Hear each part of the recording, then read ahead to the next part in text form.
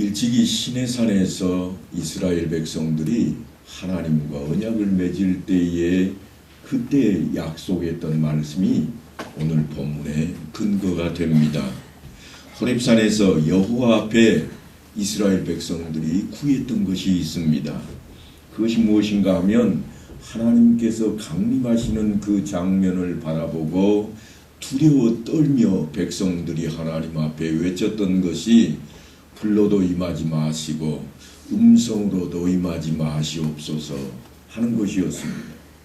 그래서 오늘 본문의 말씀을 보면 내가 그들의 형제 중에서 너와 같은 선지자 하나를 그들을 위하여 일으키고 내 말을 그 입에 두리라 그러십니다. 그러니까 하나님께서 직접 나서셔서 우리에게 들려주시지 않겠다. 왜냐하면 너희가 그것을 바랐기 때문이라.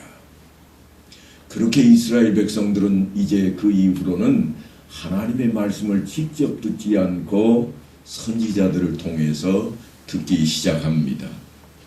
오늘 말씀을 보면 만일 선지자가 있어 여호와의 이름으로 말한 일에 증험도 없고 성취함도 없으면 이는 여호와께서 말씀하신 것이 아니요 그 선지자가 제 마음대로 한 말이니 너는 그를 두려워하지 말지니라 그럽니다. 무슨 말씀인가 하면 하나님께서 선지자들을 통해서만 말씀을 전해오고 있는데 그러다 보니까 아주 이상한 일들이 벌어지기 시작합니다. 마치 하나님께서 전한 것처럼 거짓 선지자가 나타나서 말씀을 전하게 된다고 하는 것입니다. 사실 말씀을 전하는 자는 참으로 어렵습니다. 함부로 하거나 아무렇게 할 수 없는 일입니다. 그래서 목회자는 항상 하나님의 말씀을 연구하고 전하며 성도들의 고민에 상담도 하고 또한 신앙생활에 조언을 하기도 합니다. 사실 자신의 생각이 아니라 성경을 근거로 삼고 예수 그리스도의 이름으로 그렇게 합니다. 그런데 그렇지 않은 경우도 있다는 겁니다. 목회자의 지도를 받아서 하라는 대로 했는데도 그 일이 하나님의 뜻대로 해결되지 않는다면 그 목회자는 엉터리라. 그러니 그를 두려워할 필요가 전혀 없다고 말씀을 하고 있습니다. 참으로 겁나는 말씀입니다. 기복신앙이 판을 치고 있는 우리의 현실 앞에 성경은 마치 복받는 비결의 몸집인 것처럼 그렇게 전락해버리고 말았습니다.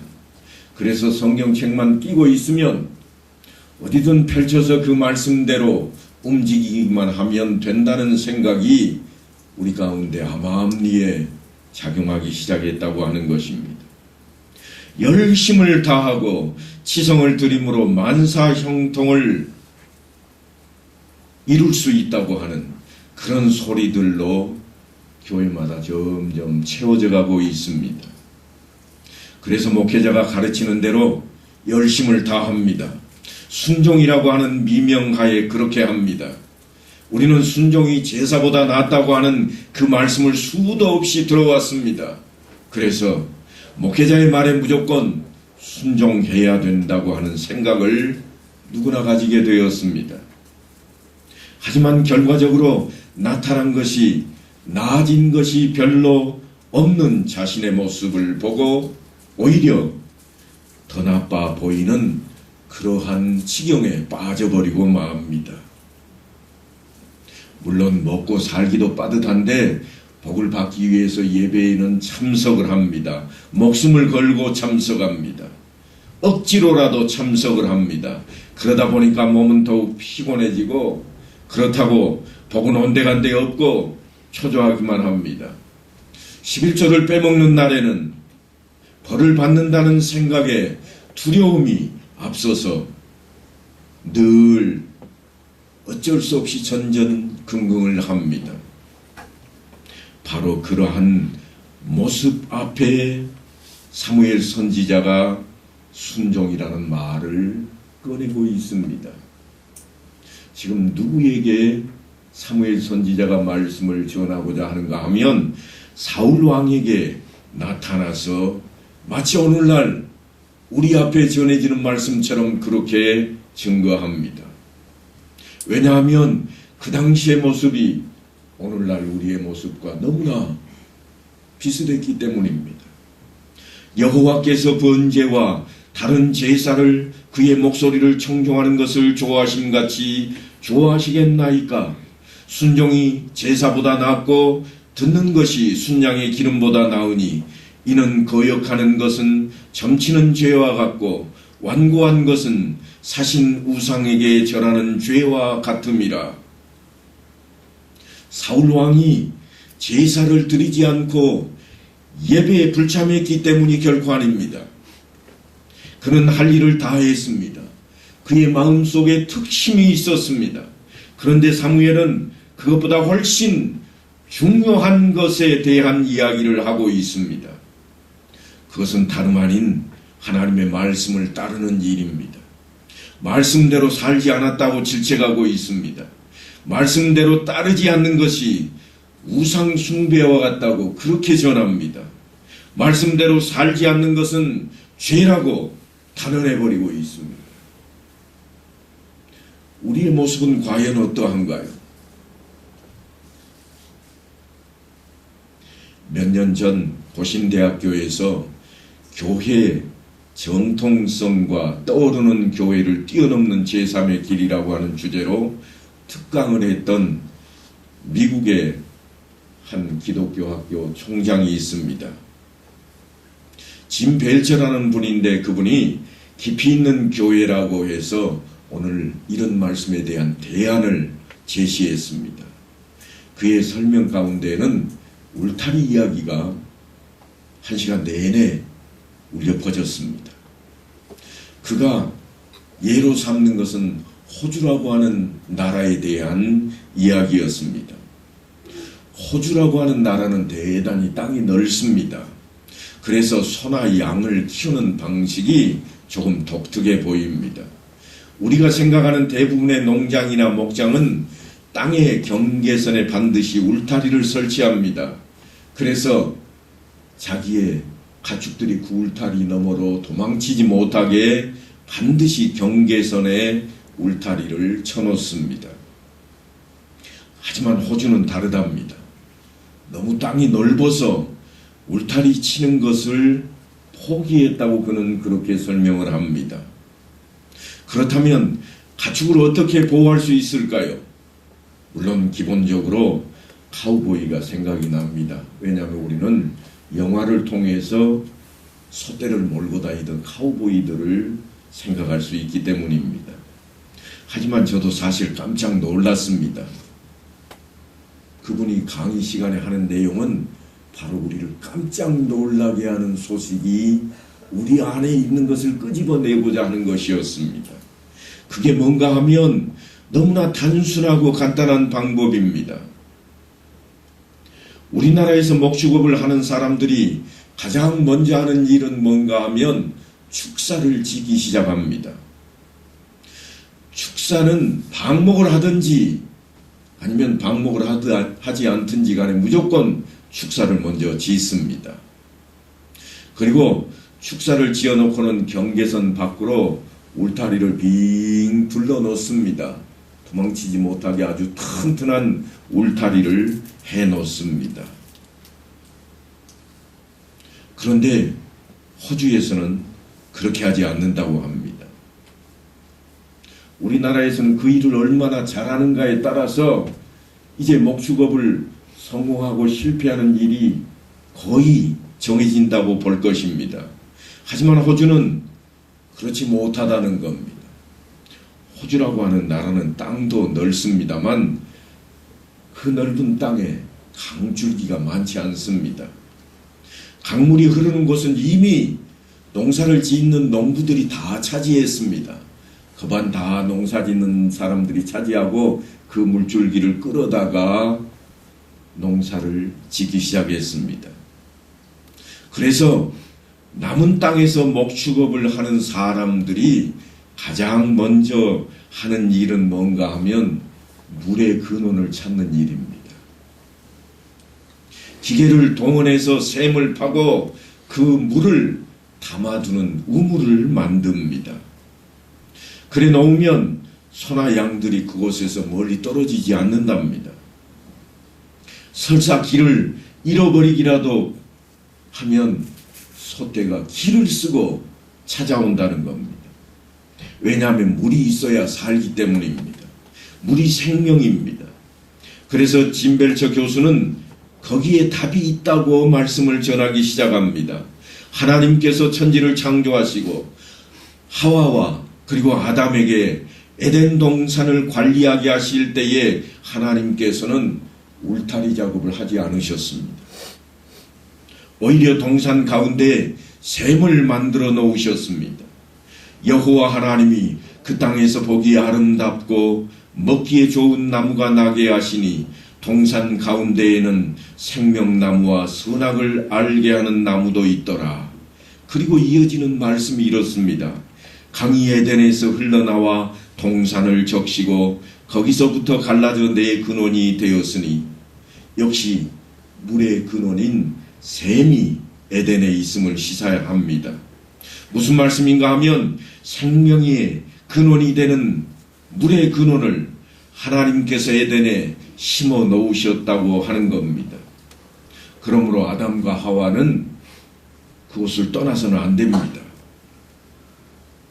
물이 있어야 살기 때문입니다. 그런데 그들은 떠나버리고 말았습니다.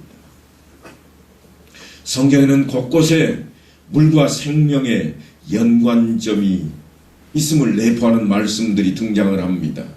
묵시록의 대가인 에스겔 선지자도 하나님께서 보여주신 환상을 통해서 성전으로부터 생명이 흘러나오는 모습을 바라보게 됩니다. 이 강물이 흐르는 곳마다 번성하는 모든 생물이 살고 또 고기가 심이 많으리니 이 물이 흘러 들어가므로 바닷물이 되살아나겠고 이 강이 이르는 각처에 모든 것이 살 것이라. 에스겔만 그렇게 이야기하는 게 아닙니다. 예수님께서도 이렇게 말씀을 하십니다. 누구든지 목마르거든 내게로 와서 마시라. 나를 믿는 자는 성경의 이름과 같이 그 배에서 생수의 강이 흘러나오리라 하시니 이는 그를 믿는 자들이 받을 성령을 가리켜 말씀하신 것이라. 성령이 아직 임하시기도 전인데 예수님께서 바로 그런 말씀을 전하셨습니다. 아예 생수와 성령을 결부시켜 놓으신 것입니다. 뿐만이 아닙니다. 마지막 때의 환상을 대한 사도 요한은 천상에 있는 생수의 강을 바라봅니다. 또 그가 수정같이 맑은 생명수의 강을 내게 보이니 하나님과 및 어린 양의 보좌로부터 나와서 길 가운데로 흐르더라. 강 좌우에 생명나무가 있어 12가지 열매를 맺되 달마다 그 열매를 맺고 그 나무 잎사귀들은 만국을 치료하기 위해 있더라. 짐승들은 그 물로 생명이 있음을 기억하고 늘 찾아듭니다. 사람들과 달리 울타리가 그들을 안전하게 지켜줄 것이라고 하는 그런 소망보다는 물이 있어야 살 것이라고 하는 사실에 몸이 체득되어 있습니다. 하지만 사람들의 생각은 다릅니다. 하나님께서는 시내산 언약을 통해서 이스라엘 백성들에게 성막과 십계명을 주셨습니다. 성막은 하나님께 제사를 드리는 곳입니다. 이 제사에는 인간의 죄를 동물을 통해 대속할 수 있도록 하신 하나님의 긍휼하심이 담겨 있습니다. 죄를 가진 자는 하나님을 보기만 하면 죽을 수밖에 없습니다. 그러니까 죄는 곧 죽음입니다.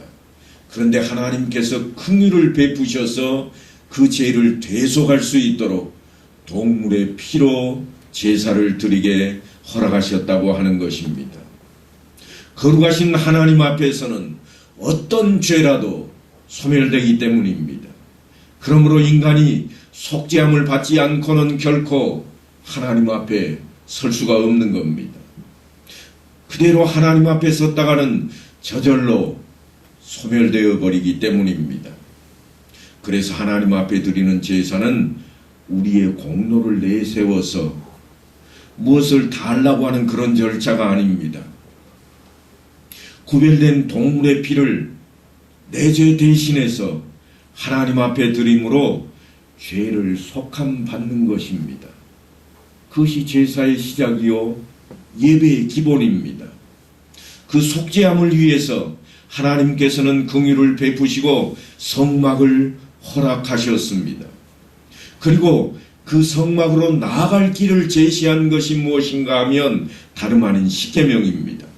그러니까 기독교 신앙은 어떻게 하면 죄사함을 받고 하나님 앞으로 나아갈 수 있는가 하는 것에 초점이 맞추어져 있습니다. 그래서 그 이정표가 십계명이라고 말씀드릴 수 있는 겁니다. 그 십계명은 결코 울타리가 될 수 없습니다.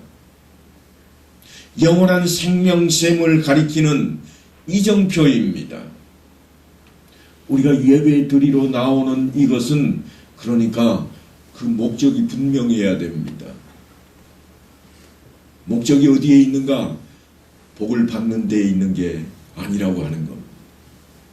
예배 드리러 나오는 목적은 가장 먼저 모든 것을 다 제껴놓고 우리가 해야 될 것이 무엇인가 하면 내 죄를 사함받는 자리입니다. 물론 예수 그리스도께서 우리의 대속 제물이 되어서 우리가 속죄함을 받았으나 그것을 인정하고 하나님 앞에 나아가는 자리가 예배의 시간입니다. 그래서 생수의 강물이 어디에서 흘러나오는지 어디로 방향을 잡아야 하는지를 가르쳐주는 그 이정표를 우리는 따라야 하는 것입니다. 그것이 곧 십계명이요 또한 우리가 가지고 있는 성경 말씀이라고 하는 것입니다. 이 말씀이 이 십계명이 이정표가 되어서 우리 앞에 서 있다면 모세가 심려를 기울여 설명하고 있는 신명기는 마치 우리에게 그 자리를 표시해주는 지도와 같을 것입니다. 지도와 같아서 자 여기까지 가는 길은 여기서부터 이렇게 이어져 있는 길이라 그래서 그 길만 따라서 가면 우리가 찾고자 하는 자리 그 자리에 갈 수 있다고 하는 것입니다. 우리가 가야 할 길, 저 천국에 가는 길이 그 지도를 통해서 기록이 되어 있습니다. 그 지도를 찾아갈 때, 그 길을 갈 때 우리가 이정표를 바라봐야 할 것인데 그 이정표는 계명이요 또한 하나님의 말씀이라고 하는 것이 늘 이정표가 되어서 그곳까지 가는 길은 바로 이 길이다. 좌로나 우로나 치우치지 말고 이 길을 따라서 너희는 달려갈지니라. 그렇게 말씀을 주고 있는 것입니다. 그러니까 그 이상은 절대로 넘어서는 안 된다고 울타리를 쳐놓고 넘지 못하게 하는 것이 성경 말씀이 결코 아닙니다. 계명이 그런 것이 아닙니다. 바로 그 길을 따라 걸어야 한다고 그 길을 가르쳐주고 때로는 진흙탕도 때로는 한번 빠지면 헤어나올 수 없는 늪도 있다고 미리 가르쳐주는 그래서 살피도록 요구하는 것이 바로 그 계명이요 우리가 가지고 있는 성경의 말씀입니다. 그 핵심이 어디에 있는가 하면 주님께서 이렇게 말씀을 하십니다. 내가 곧 길이요 진리요 생명이니 나로 말미암지 않고는 아버지께로 올 자가 아무도 없느니라. 이 말씀을 절대로 놓쳐버려서는 안 됩니다. 모세가 지금 그 말씀을 전하고 있습니다. 내가 그들의 형제 중에서 너와 같은 선지자 하나를 그들을 위하여 일으키고 내 말을 그 입에 두리니 내가 그에게 명령하는 것을 그가 무리에게 다 말하리라. 그러니까 결코 하나님의 말씀을 울타리로 생각해서 쳐놓아서는 안 된다고 하는 겁니다. 하나님께서는 강하고 높은 울타리를 둘러칠 왕으로 모세를 소개하지 않았습니다. 그리고 그 대를 이어서 그들이 가야 할 길을 가르치고 인도할 선지자로 세우고 있는 겁니다. 그런데 이스라엘 백성들이 어떠했습니까? 계명을 울타리처럼 치기 시작했습니다. 계명을 그저 성경 말씀에 등장하는 율법책에 등장하는 계명을 하나하나 열거해서 묶기 시작했습니다. 줄을 치고 그곳에 계명을 하나씩 묶어서 쳐놓고 또한 그 사이를 얼기설기 얽히게 해서 2163개나 되는 많은 조항들로 울타리를 가득 쳐놓고 이 선을 넘으면 안 된다. 이 선을 넘으면 하나님 나라에 갈 수 없노라. 그렇게 가르치기 시작했습니다. 그래서 예수님께서 오셔서 하셨던 일이 무엇인가? 계명을, 그 많은 수많은 계명들을 그저 단 2개로 뭉쳐버립니다. 첫째는 하나님을 사랑하는 것이요, 둘째는 이와 같으니 내 이웃을 내 자신같이 사랑하라. 사랑이라고 하는 한 단어를 통해서 그저 울타리를 허물어버리고 있습니다. 여러분, 사랑은 눈에 뭐가 낀다고 그럽니까? 눈에 콩깍지가 낀다고 그러잖아요. 울타리가 없어져 버립니다.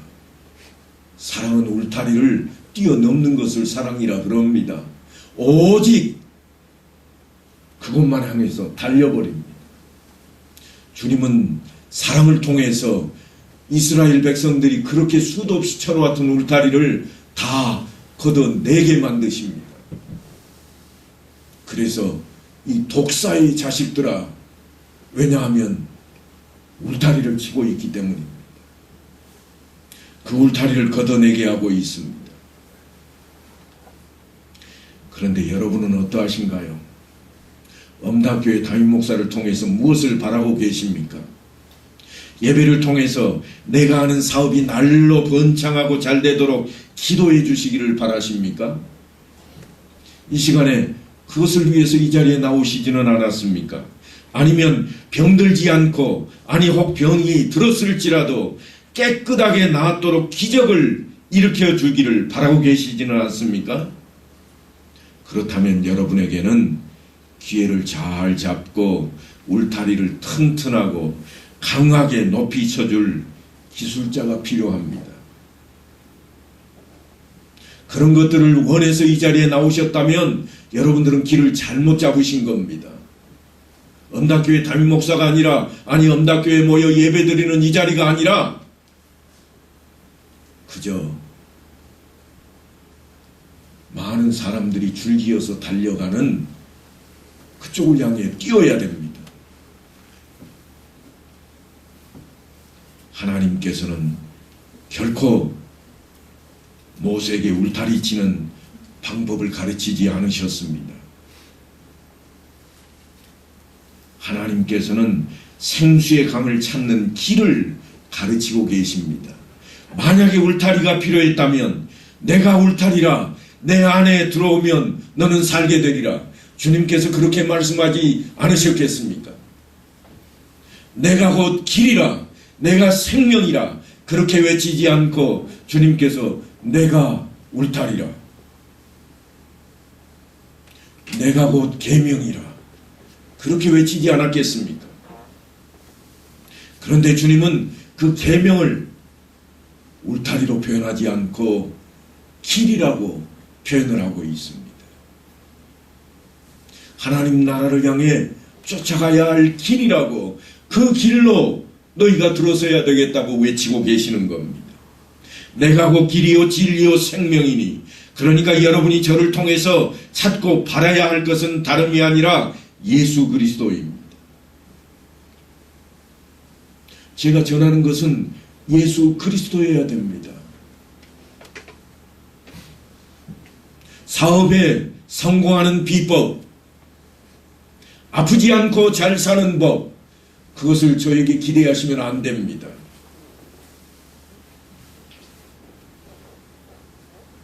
바로 그것 때문에 제가 이 자리에 서 있는 겁니다. 그 길을, 하나님 나라를 향해 우리가 쫓아가야 할 그 길을, 그 이정표가 여기 있다고 여러분에게 날마다 생각나게 해줄 사람이 누구인가 하면 다름 아닌 바로 저입니다. 그래서 말씀대로 살아야 되겠다고, 말씀대로 살고 계시냐고 늘 확인하고 또 확인하는 것입니다. 그렇지 않으면 가짜라는 겁니다. 만일 선지자가 있어 여호와의 이름으로 말한 일에 증언도 없고 성취함도 없으면 이는 여호와께서 말씀하신 것이 아니요 그 선지자가 제 마음대로 한 말이니 너는 그를 두려워하지 말지니라. 그저 세상에서 복받는 일만 가르치고 기도한다면 그 사람은 짝퉁입니다. 그것이 오늘 신명기를 통해 모세가 우리에게 하고 싶어하는 이야기입니다. 우리 속에 있는 세상적인 욕심, 그 욕심을 내려놓게 만드는 일이 목회자야 하는 일이라고 하는 것입니다. 어떻게 하면 보다 잘 될 수 있을까? 어떻게 하면 보다 높은 자리에 올라갈 수 있을까? 그래서 선거철만 되면 교회를 찾아가고, 그래서 금방 고사 지내놓고 사업을 시작할 때 목사를 찾아가는 일들이 비일비재한 세상에 우리가 살고 있습니다. 오직 하나님만 바라보라고 성경은 그렇게 가르치고 우리에게 그 길을 이정표로 세워주고 있다는 사실을 잊어버리면 안 될 것입니다. 그런 것들은 쳐다보지도 말라는 겁니다. 네가 쫓아낼 이 민족들은 기름을 말하는 자나 점쟁이의 말을 듣거니와 네게는 네 하나님 여호와께서 이런 일을 용납하지 아니하시느니라. 세상이 바라는 것은 한결같습니다. 그저 권력과 재물과 명예입니다. 하지만 하나님께서 우리를 향하신 뜻은 다른 곳에 있습니다. 내 하나님 여호와께서 너희 가운데 내 형제 중에서 너를 위하여 나와 같은 선지자 하나를 일으키시리니 너희는 그의 말을 들을지니라. 실제로 하나님께서는 그렇게 젖과 꿀이 흐르는 땅, 가나안 땅을, 그곳에서 살아갈 수 있는 그 삶을 여호수아를 통해서 인도하셨습니다. 그리고 신약 시대를 살고 있는 우리에게는 또한 사도 바울을 통해서 이렇게 전하십니다. 항상 기뻐하라. 쉬지 말고 기도하라. 범사에 감사하라. 그렇게 되려면 세상의 바보가 되어야 됩니다. 뭐가 없어야 그렇게 되는가? 욕심이 없어야 그렇게 됩니다. 거룩한 욕심이라고요? 선한 거짓말이라고요? 다 포장되어 있는 겁니다. 무엇을 위해 포장되어 있는가? 무엇인가 갖고 싶고, 무엇인가 누리고 싶고, 무엇인가 드러내고 싶은 욕망이 자리 잡고 있어서 그럽니다. 그런데 하나님께서 이는 너희를 향하신 하나님의 뜻이라. 누구 안에서요? 예수 그리스도 안에서. 그렇게 말씀하신 것이 무엇인가? 항상 기뻐하고 범사에 감사하고 쉬지 않고 하나님을 찾는 겁니다. 누가 그럴 수 있는가? 욕심이 없는 사람이 그럴 수 있습니다. 누가 그럴 수 있는가? 욕심을 내려놓고 싶어하는 사람이 그럴 수 있습니다. 내 욕심을 좀 내려놓고 싶을 때 우리는 하나님 앞에 엎드려서 기도해야만 합니다. 그럴 때 우리 안에 감사함이, 우리 안에 기쁨이 드러나게 되는 것입니다. 그래서 하나님께서는 이스라엘 백성들이 하나님께서 허락하셨던 젖과 꿀이 흐르는 땅, 그 땅에서 펼쳐지기를 바라셨습니다. 그리고 그렇게 펼쳐지기 시작했습니다. 하지만 인간이 사는 세상은 참으로 어렵습니다. 결코 넉넉하지가 않습니다. 누구든지 내 이름으로 전하는 내 말을 듣지 아니하는 자는 내게 벌을 받을 것이라. 그들은 결국 말씀대로 사는 일에 실패하고 말았습니다. 언젠가부터 그들은 율법을 울타리로 생각하기 시작했습니다. 그들이 예배를 드리지 않아서가 아닙니다. 그들이 율법을 지키지 않아서가 아닙니다. 그들이 하나님을 믿지 않아서가 결코 아닙니다. 그저 율법만 있으면 자신들을 지켜줄 것으로 생각을 했습니다. 그래서 십계명을 신명기에 따라서 613개 조항으로 만들고 그 울타리 안에 숨기만 하면 된다고 여겼습니다.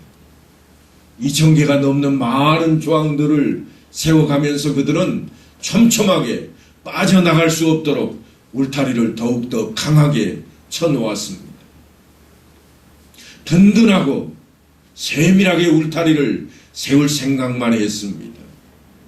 하지만 주님의 생각은 전혀 달랐다고 하는 것입니다. 그렇게 그들이 울타리로 차곡차곡 쌓아 올려 놓았던 그 수많은 계명들을 2개로 요약해버리고 맙니다. 그리고 주님께서 하신 말씀이 이 2 계명이 온 율법과 선지자의 강령이니라 그렇게 선포하십니다.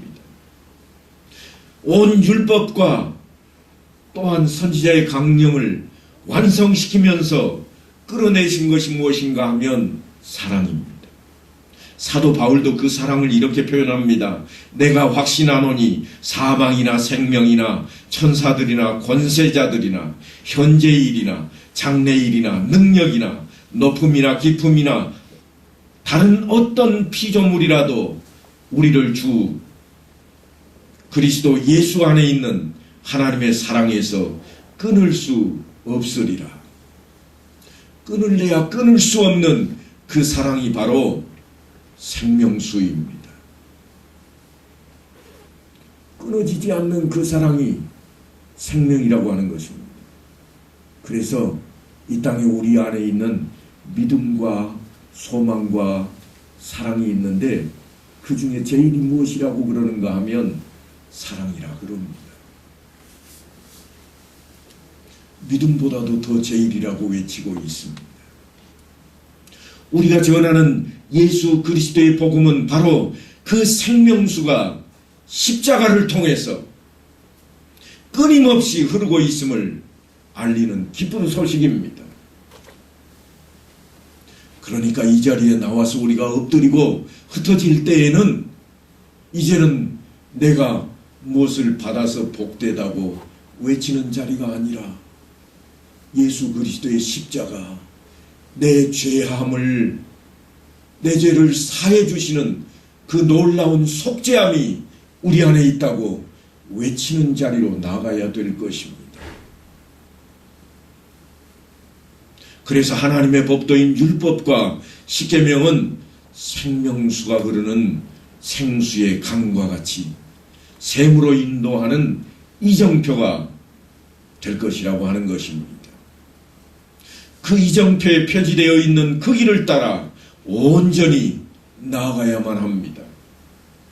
그래서 우리는 오늘도 주님께서 하신 말씀을 붙들어야 됩니다. 내가 곧 길이요 진리요 생명이니 나로 말미암지 않고는 아버지께로 올 자가 아무도 없느니라.